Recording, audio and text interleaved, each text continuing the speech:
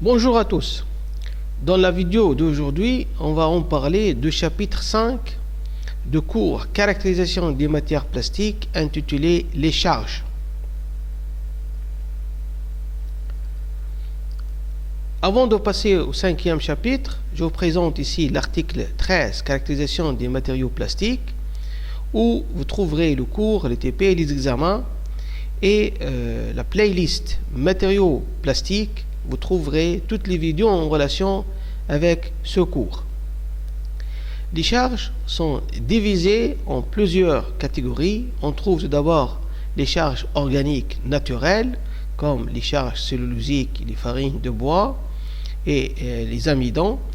En deuxième lieu, on va présenter les charges organiques synthétiques à base de polymères, puis les charges minérales comme les silices, les talcs et les autres poudres minérales.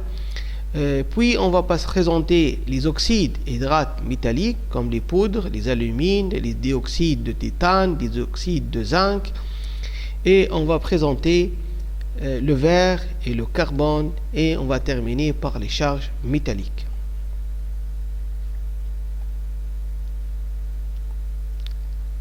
On désigne sous le nom général de charge toute substance inerte, minérale ou végétale qui, ajoutée à un polymère de base, permet de modifier de manière sensible les propriétés mécaniques, électriques, thermiques, d'améliorer l'aspect de la surface ou bien de réduire le prix de revient de matériaux transformés. Les charges sont utilisées avec les matières thermoplastiques et leur utilisation a pris un essor considérable ces dernières années. Les matières thermoplastissables ont toujours contenu aussi des charges de nature et de forme variées à des taux souvent élevés pouvant atteindre 60% en masse.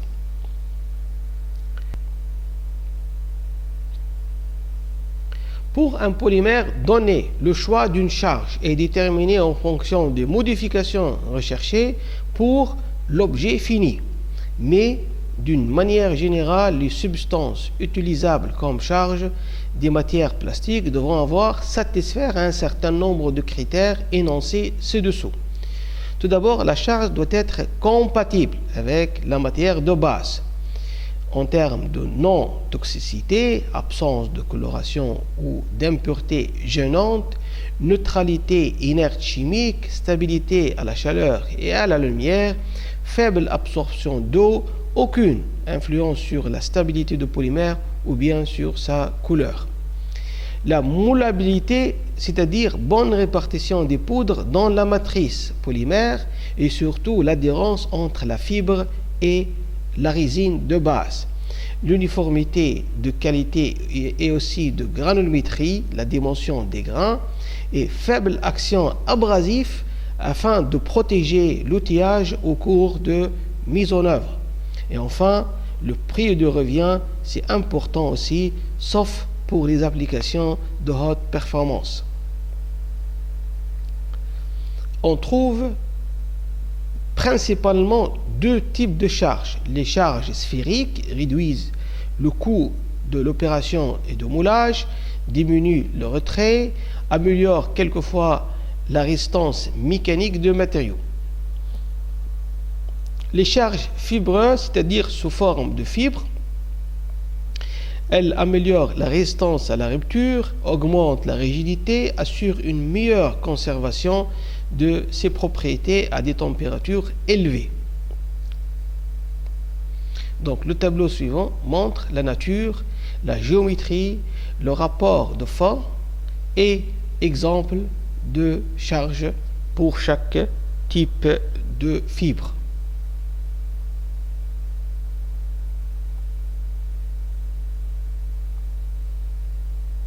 Alors, la première catégorie, c'est les charges organiques, naturelles.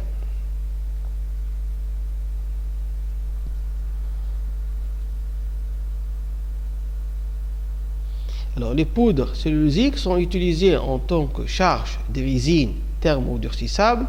Les avantages de ces matières cellulosiques sont leur coût peu élevé et leur faible densité. On trouve aussi, en deuxième lieu, les farines de bois. Elles sont obtenues par broyage de bois tendre, broyé, séché.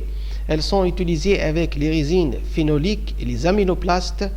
Et lors de l'extrusion de composition thermoplastique PE, PP, PS, les charges diminuent le gonflement à la filière. Elles conservent une bonne adhérence dans la matrice polymérique. Les farines obtenues à partir de l'écorce de chêne-liège donnent une bonne souplesse aux pièces moulées. On les utilise comme charge dans les joints, les mastiques, les compositions pour pavage, c'est-à-dire revêtement de sol. Troisième type de la charge organique naturelle, les farines d'écorce de fruits et de noyaux de fruits. Elles sont utilisées dans les matières thermoplastiques, PP, PE, H densité et l'ABS, à un taux d'incorporation compris entre 9 et 23, et aussi dans les résines phénoliques.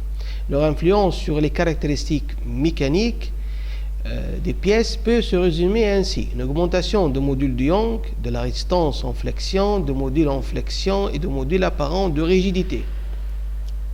Par contre, la résistance au choc diminue pour le PP 10%, pour le polyéthylène haute densité 32% et pour l'ABS 56%. Et la résistance en traction aussi diminue dans le cas de l'ABS et de PP.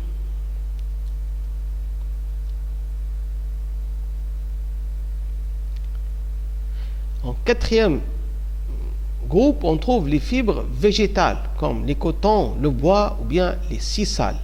Elles sont constituées de cellulose en totalité pour la fibre de coton, en partie pour la fibre de bois, ainsi que de sisal. Leur densité est faible, sensible à l'humidité. Ils ont des caractéristiques mécaniques peu élevées. En revanche, elles ont une bonne résistance à l'usure et confèrent l'isolation thermique et électrique. Donc le tableau suivant montre les caractéristiques mécaniques des fibres naturelles, des fibres de coton et fibres de bois. La résistance en traction mégapascal et le module de Young en gigapascal. Les fibres de sisal, leur utilisation est en régression, mais en raison de leur bas prix.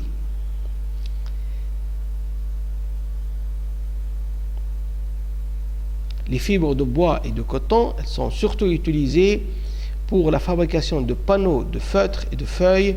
Les coordonnées dont la longueur varie entre 5 et 30 mm et le diamètre entre une fraction de millimètre et 2 mm permettent une importante amélioration de la résistance au choc.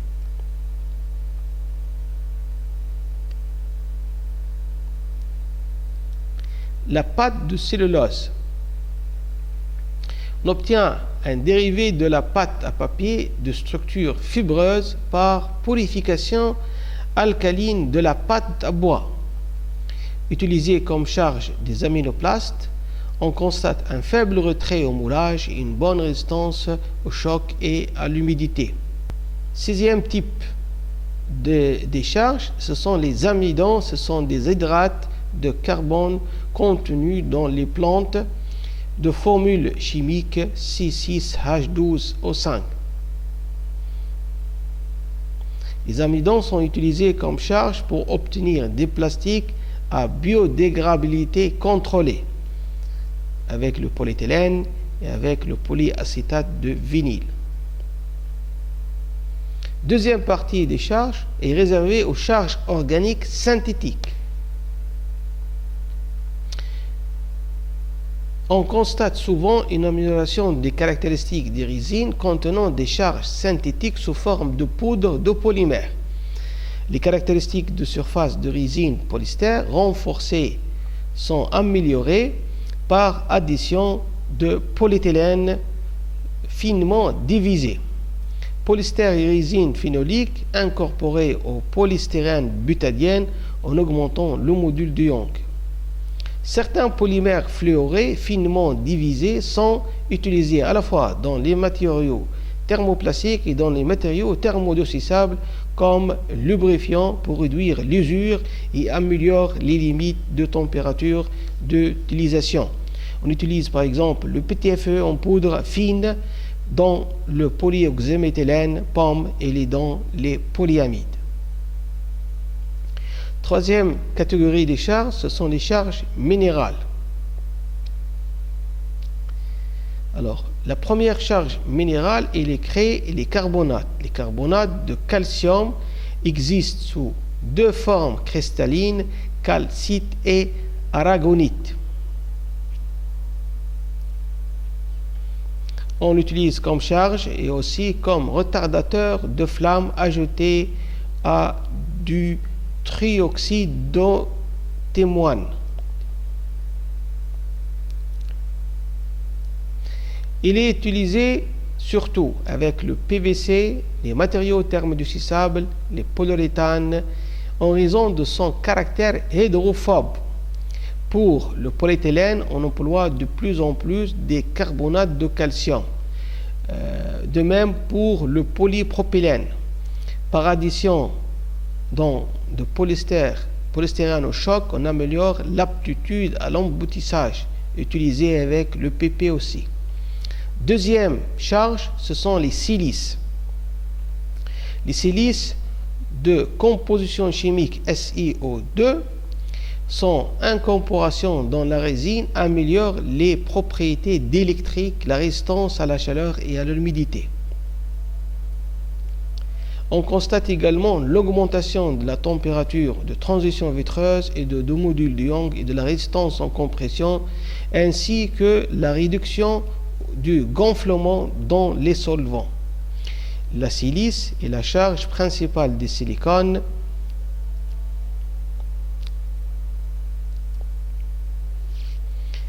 La troisième charge, ce sont les talcs. Les talcs ou bien les stéatites sont généralement des silicates hydratés de magnésium et quelquefois d'aluminium. Parmi leurs caractéristiques, nous citerons faible dureté, coloration facile, bonne stabilité thermique. Les talcs sont utilisés pour améliorer l'isolation thermique et la résistance à l'eau et faciliter l'opération de moulage. Le talc est la charge la plus utilisée dans les thermoplastiques. Il lui confère une meilleure résistance au fluidage ainsi qu'une plus grande rigidité. Exemple, un polypropylène chargé de 40% de talc voit son module apparent de rigidité triplé par rapport à un PP non chargé. La quatrième charge minérale est la wollastonite. Elle est surtout utilisée dans les polyamides et les ABS. Elle améliore la résistance au rayonnement ultraviolet et assure une bonne stabilité dimensionnelle. La cinquième charge, c'est l'argile et aluminosilicate. Ces substances minérales sont en grande partie constituées par la silice et de l'alumine. Exemple, les kaolins,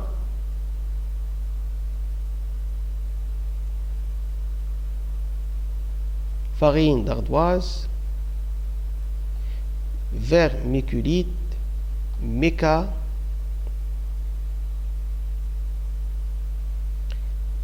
sixième, les autres poudres minérales comme les sulfates de barium, les ferrites de barium et les carbures de silicium.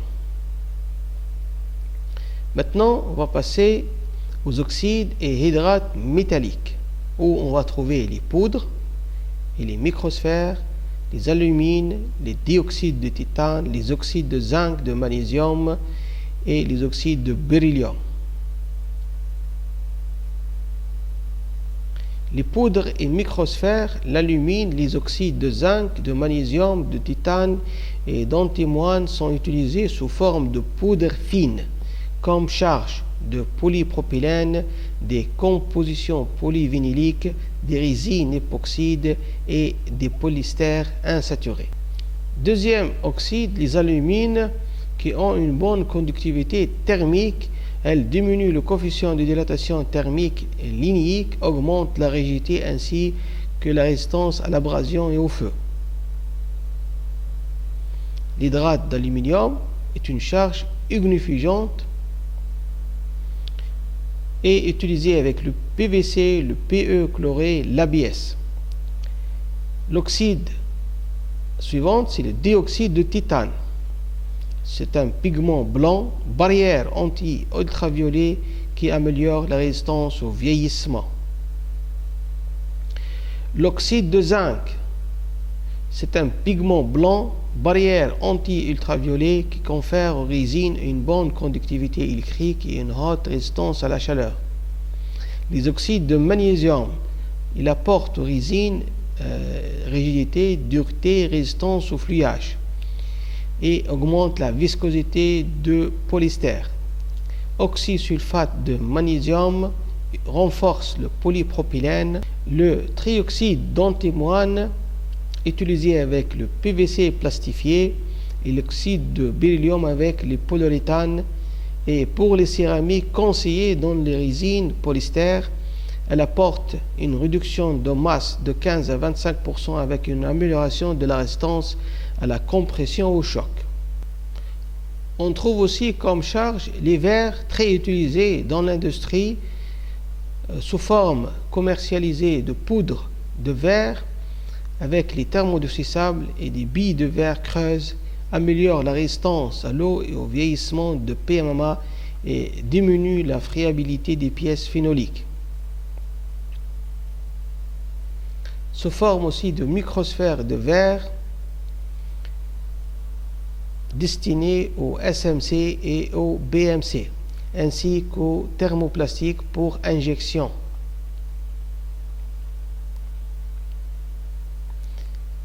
Les fibres de carbone est utilisées depuis très longtemps dans l'industrie des plastiques, comme colorant, pigment, barrière anti-ultraviolet ou bien antioxydant. Améliore la résistance à la chaleur de polyéthylène et celle de PVC.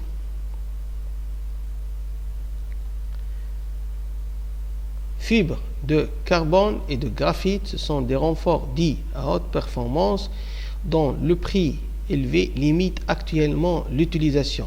Tissus de fibres de carbone.